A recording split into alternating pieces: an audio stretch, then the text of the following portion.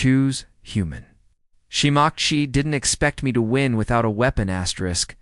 The crystalline spires of Zarian gleamed like frozen lightning against the amber sky as Captain Nora Blake stepped into the negotiation chamber. Her heart hammered against her ribs, but she kept her expression calm.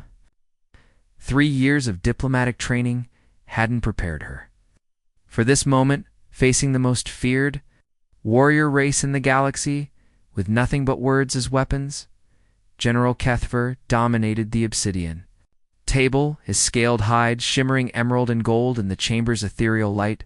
7 feet of pure muscle and predatory grace, with eyes like molten copper that seemed to see straight through her soul. The other Zarathi delegates flanked him like living statues, their silence more intimidating than any roar. So, Kethver's voice rumbled like distant thunder. The humans send us a female to discuss matters of war and territory. How, amusing. His elongated skull tilted, studying her with the intensity of a hunter sizing up prey. Do they think us so weak that any soft-skinned creature can sway our resolve? Nora felt the familiar fire kindle in her chest, the same defiance that had carried her through academy hazing and boardroom battles. She placed her hands flat on the cool surface, leaning forward just enough to show she wouldn't be intimidated. They sent their best negotiator, she replied, her voice steady as steel. Someone who understands that true strength isn't measured in scales or claws, but in the wisdom to choose peace over pointless bloodshed. A ripple of surprise passed through the Zarathi delegation. Kethver's secondary eyelids flicked to tell she'd memorized from cultural briefings. Surprise, but also intrigue, wisdom. He rose from his seat, towering over her. Your species knows nothing of wisdom. You multiply like parasites, consuming worlds, leaving destruction in your wake. We have witnessed your peaceful expansions, and we've witnessed your honorable raids, Nora countered, standing to meet his gaze. The height difference was absurd. She barely reached his chest, but she'd learned that presence wasn't about physical size. 17 colony ships destroyed, thousands of families torn apart. Is that the honor you speak of? Something flickered in those copper eyes. Pain? Regret? It vanished so quickly, she might have imagined it. Those ships carried weapons, Kethver said, but his voice had lost some of its edge. Military vessels, disguised as civilian transports. 3 of them carried children, Nora said softly. Refugee families fleeing the Centauri conflicts. I have the passenger manifests, if you'd like to see them. The silence stretched taut as a bowstring. Kethver's clawed hands clenched and unclenched another unconscious tell. She was getting to him, cracking that warrior facade. You seek to manipulate me with tales of younglings, he growled, but the accusation lacked conviction. I seek to remind you that war has costs beyond territorial gains, Nora replied. Your people value honor above all else. Is there honor in burning children for the sins of their leaders? Kethver's tail lashed once violent emotion barely contained. When he spoke again, his voice was dangerously quiet. You play a dangerous game, human. Choose your next words carefully.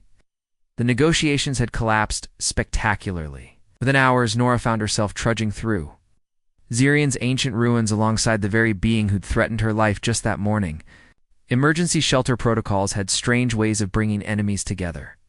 The storm will pass by dawn, Kethver said, his thermal scanner painting ghostly images in the gathering darkness. These ruins will provide adequate protection. Nora nodded, too exhausted to maintain diplomatic pretenses. Her formal attire was torn from their desperate flight from the collapsing conference center, and her hair hung in tangled waves around her shoulders. She felt human in a way that seemed both vulnerable and strangely powerful. Could have left me behind, she said, as they settled in what had once been a grand hall. Ancient murals depicted Zarathi ancestors alongside beings that looked remarkably human. Why didn't you? Kethver was quiet for a long moment, his scaled features illuminated by the soft glow of emergency lighting. The Code of Calith forbids abandoning those under our protection. Even enemies deserve honorable death. Charming, Nora muttered. But she was studying those murals with growing fascination. Kethver, look at this. Are those humans in these paintings? His massive frame moved with surprising grace as he joined her before the ancient artwork. This close, she could smell him something like warm copper and ozone, not unpleasant. When he leaned down to examine the murals, she felt the heat radiating from his scaled skin. Possible, he breathed, but his eyes held wonder. These murals are from the First Dynasty, over 10,000 years old. Your species had not yet achieved spaceflight. Maybe we had, Nora said softly, tracing the painted figures with careful fingers. Maybe our histories are more intertwined than either of us realized. They stood in companionable silence, the storm raging beyond the ancient stones. Without the formal barriers of diplomacy between them, Nora found herself seeing Kethfer differently. The way his clawed hands moved with surprising gentleness as he cleared debris from their shelter. The careful way he rationed their emergency supplies to ensure she had enough. The moments when his fierce expression softened into something almost tender. "You said the ships carried weapons," she said eventually. "What kind of weapons?" Kethfer's shoulders tensed. Biological agents, designed to target Zerathi physiology specifically. Nora felt ice form in her stomach. Genocide weapons. Your government denies knowledge, but the evidence was conclusive. His voice carried old pain. My clutch sister was among those who investigated the first ship. The exposure killed her slowly, painfully. There is no cure for what your people created. The weight of his loss settled between them. Nora reached out instinctively, her small hand covering his massive clawed one. She expected him to pull away. But instead, his fingers curled gently around hers. "I'm sorry," she whispered. "Not all humans approved of those weapons. Many of us fought against their development." "I know," Kethfer said, his voice rough with emotion. "Your own military records show significant opposition. That is why I agreed to these negotiations, despite my council's objections." Their eyes met in the dim light, and Nora felt something shift between them. The alien features that had seemed so frightening now held a strange beauty. The copper eyes that had blazed with anger now smoldered with something else entirely. Out. "Are we doing here?" she asked, though she wasn't sure if she meant in these ruins or in this moment between them. "Something unprecedented," Kethfer replied, his thumb stroking across her knuckles with impossible gentleness for such deadly claws. "Something that will either save both our peoples or destroy us all." Dawn brought more than just clear skies. A Zerathi patrol had found them, and with them came an ultimatum that made Nora's diplomatic heart sink. Challenge or execution, those were her only options now. The makeshift arena had been carved from the ruins themselves, ancient stones repurposed for a very modern confrontation. Hundreds of Zerathi warriors formed a living amphitheater, their scales gleaming like armor in the morning light. At the center, Nora faced her chosen opponent, not Kethfer, who stood rigid with barely contained fury at the proceedings. But his second in command, a scarred veteran named Thexmore. "This is madness," Kethfer had raged when his war council issued their decree. "She is a diplomat, not a warrior. There is no honor in this. There is no honor in showing weakness to humans," War Prime Veltok had replied coldly. "She will face trial by combat or die as a spy. Choose quickly, General. Your ... attachment to this creature grows concerning." Now, as Nora stood weaponless before a being who could tear her apart with bare claws, she felt an odd sense of calm descend. Her years of martial arts training seemed laughably inadequate, but her mind was sharp as ever. "You may choose your weapon," Nexmore announced, gesturing to the traditional array of Zerathi blades and battle staffs. Each one was sized for beings twice her mass and strength. "I choose none," Nora said clearly, her voice carrying across the arena. "I will face... You as humans face all challengers with intelligence, adaptability, and the refusal to surrender." The crowd's hiss of confusion was almost musical. Even Thexmore looked uncertain, his battle-scarred features twisted in bewilderment. "You mock our traditions," he snarled, but there was uncertainty in his tone. "I honor them," Nora replied, beginning to circle slowly. "Zerathi combat doctrine values the warrior who defeats a stronger opponent through superior strategy. I am smaller, weaker, and completely outmatched. If I somehow prevail, doesn't that make this the most honorable victory possible? She could see Kethra's eyes gleaming with something that might have been pride. He understood what she was doing, turning their own values against them. Dacemoor charged with a roar that shook dust from the ancient stones. Dora didn't try to meet his attack head-on. Instead, she dropped and rolled, using his momentum against him. Her small size became an advantage as she darted between his legs, her hands finding pressure points she'd memorized from xenobiology textbooks. The crowd fell silent as the massive warrior stumbled, confusion replacing rage. Nora's touch had been precise, not damaging, but disrupting neural pathways just enough to throw off his balance and coordination. Impossible, someone whispered. Nora continued her dance, staying just out of reach while her opponent grew increasingly frustrated. Each failed strike taught her more about his patterns, his reflexes, his weaknesses. When she finally struck back, it was with surgical precision, a targeted blow to a nerve cluster that dropped the veteran warrior to his knees. "Yield," she said quietly, standing over her fallen opponent. "You fought with honor.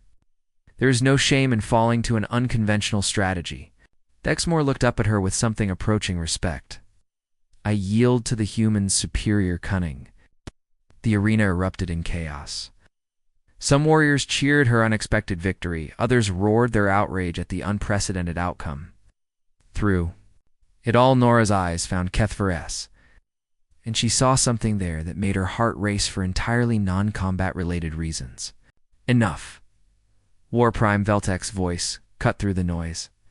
"The human has won by trickery, not honor." "She won by proving that strength takes many forms," Kethra interrupted, his voice carrying absolute authority. "Is that not the lesson of our greatest heroes? To not Kalar the wise defeat the void beasts through cunning rather than claws?" The War Council exchanged uncertain glances. Ancient precedent was a powerful thing in Zarathi culture. The human has earned the right to speak, Kethra continued. By our own laws, she must be heard. The private chambers Kethra led her to were a stark contrast to the brutal arena. Soft fabrics and deep jewel tones draped the walls, and the air was warm with the scent of exotic spices. Nora's hands still trembled from the adrenaline of combat, and she was acutely aware of every sensation, the whisper of silk against her skin, the gentle heat radiating from thermal vents, the way Kethra's eyes never left her face. "That was either the bravest or most foolish thing I have ever witnessed," he said, offering her a cup of something that steamed with aromatic vapors. Their fingers brushed as she accepted it, and she felt that same electric connection that had sparked in the ruins. "Probably both," Nora admitted, sinking into cushions that seemed designed to embrace her smaller form. "I honestly didn't think it would work, yet you tried anyway." Kethra settled beside her, close enough that she could see the intricate patterns etched into his scales, the way they shifted color in the soft light. Why? Because the alternative was watching two species destroy each other over misunderstandings and pride. She took a sip of the drink, something like warm honey, with underlying notes of starfruit. "And because I've come to care about the outcome more than I should?" "The outcome?" His voice was carefully neutral, but she caught the subtle tension in his shoulders.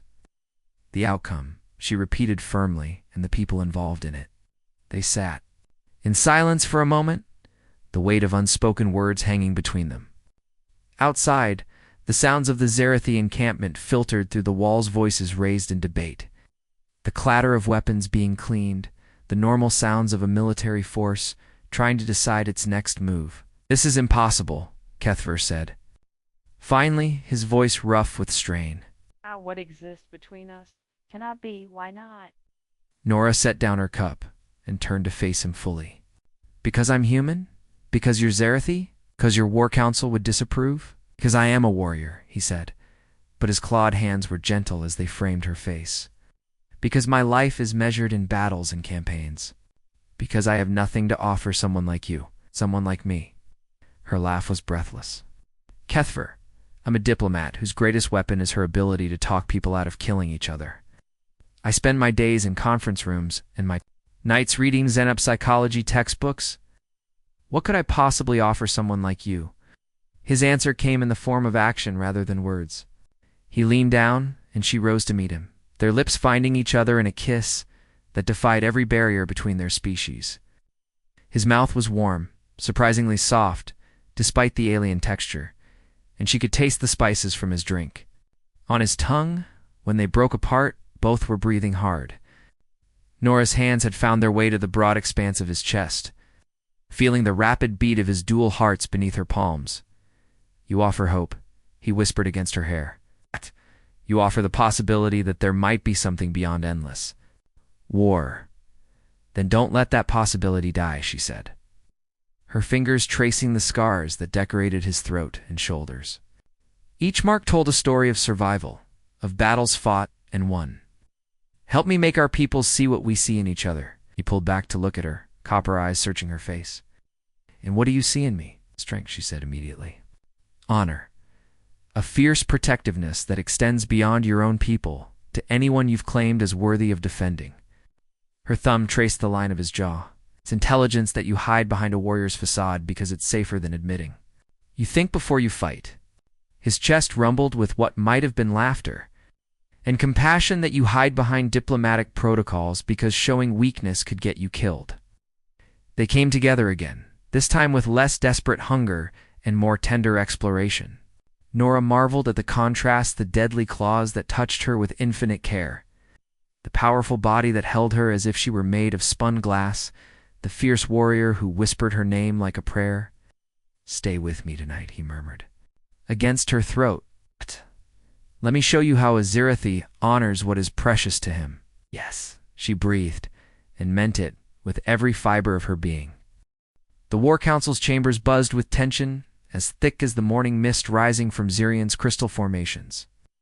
Nora stood at the center of the circular room, no longer the uncertain diplomat who had arrived days ago. Her success in the end arena had earned her a voice, but more importantly, her night with Kethvar had given her something far more powerful: absolute certainty in what needed to be done. The human speaks of peace, while her people build weapons of mass destruction. War Prime Veltok declared, his scarred features twisted with disgust. She offers pretty words while planning our genocide. And yet, Nora said calmly, I stand here unarmed, having placed my life in your hands repeatedly. If I were planning genocide, wouldn't I be somewhere safer right now? A ripple of what might have been amusement passed through some of the younger warriors. Kethvar stood at his place among the War Council, his expression carefully neutral. But she could read the subtle signs, the slight forward lean that indicated attention. The way his claws traced absent patterns on the table that matched the rhythm of her heartbeat. Your transport ship carries military-grade shields and weapons systems, another council member pointed out. My transport ship is a converted military vessel because those are the only ships capable of making the journey through Zirathi space without being destroyed by raiders, Nora replied. We didn't exactly have luxury cruise liners available for diplomatic missions to warrior cultures. She pulled out a datapad, its screen glowing with technical specifications. But since you're concerned about hidden weapons, I'm hereby offering complete technical schematics of every system on my ship, plus real-time monitoring access for your security teams. The silence that followed was profound. Even Veltak seemed caught off guard by the unprecedented offer. This could be a trap, he said finally, but his voice lacked conviction. It could be, Nora agreed. Or it could be exactly what it appears to be, proof that some humans are willing to trust Zirathi honor. She turned slowly, making eye contact with each council member in turn. You want to know what weapons we brought? Knowledge, understanding, the recognition that your people have legitimate grievances that deserve to be addressed, and the hope that we can find solutions that don't require anyone else to die. Pretty words again, Veltek snarled, but several other council members were nodding slowly. Then let me offer more than words, Nora said. She gestured, and her aide activated a holographic display showing star charts and shipping manifests. Humanitarian aid convoys, medical supplies for the plague zones in your outer colonies, agricultural technology to help restore your damaged farming worlds. All of it freely given, no strings attached, as a gesture of good faith. The display showed dozens of ships, supply lists, medical equipment. It represented months of preparation and billions of credits and resources. Why? Asked Council Singer Mirith, one of the few females on the War Council. Why offer all this when you could simply withdraw and let us face our problems alone? Nora looked directly at Kethver as she answered. Because isolation breeds fear, and fear breeds hatred. Because your people and mine have far more in common than either of us realized. Because sometimes the greatest courage is in choosing to trust rather than to fight. She paused, then played her final card. And because I've learned that the universe is infinitely more beautiful when you have someone to share it with. Kethver's eyes widened slightly, the only outward sign of his reaction to her public declaration. But she saw the way his breathing quickened, the subtle shift in his posture that brought him half a step closer to her. You speak of sharing, Veltak said coldly. What exactly are you proposing? A permanent embassy, Nora replied. Cultural exchange programs. Joint scientific expeditions to explore those ruins. We discovered ruins that suggest our people's histories are far more connected than we ever imagined. She took a deep breath. And when the time is right, perhaps something even more unprecedented. A formal alliance sealed not just with treaties, but with bonds that transcend species. The implication was clear to everyone in the room. Mirith actually gasped, and several warriors began speaking at once in rapid Zarathi. Impossible, Veltak declared. No Zarathi has ever taken a mate from another species. No Zarathi has ever been offered the chance, Kethver said quietly, speaking. For the first time since the session began, perhaps it is time we discovered what impossible things become possible when approached with wisdom rather than warfare. The War Council erupted into fierce debate. Voices raised in argument and counter-argument. Through it all, Nora kept her eyes on Kethver, seeing in his copper gaze the reflection of her own hopes and fears. When the voting began, it was closer than anyone had expected. Traditional warriors stood opposed to young progressives, with older council members split down the middle. In the end, it came down to a single vote. Kethveris. He stood slowly, his massive frame commanding absolute attention. I vote for hope, he said simply. I vote for the possibility that love might succeed where hatred has failed. The final tally was announced. Acceptance by a single vote. As the council dissolved into celebration and recrimination, Kethver crossed to where Nora stood, taking her hands in his massive clawed ones. So, he said, his voice warm with affection and possibility, it seems we have a universe to explore together. Together, Nora agreed, rising on her toes to kiss the being who had shown her that the greatest diplomatic victory was sometimes the simplest. Two hearts choosing to trust, despite every reason not to. Outside the crystal spires of Zarian, two species took their first tentative steps toward a shared future. Guided by the radical notion that love might indeed be the most powerful force in the galaxy,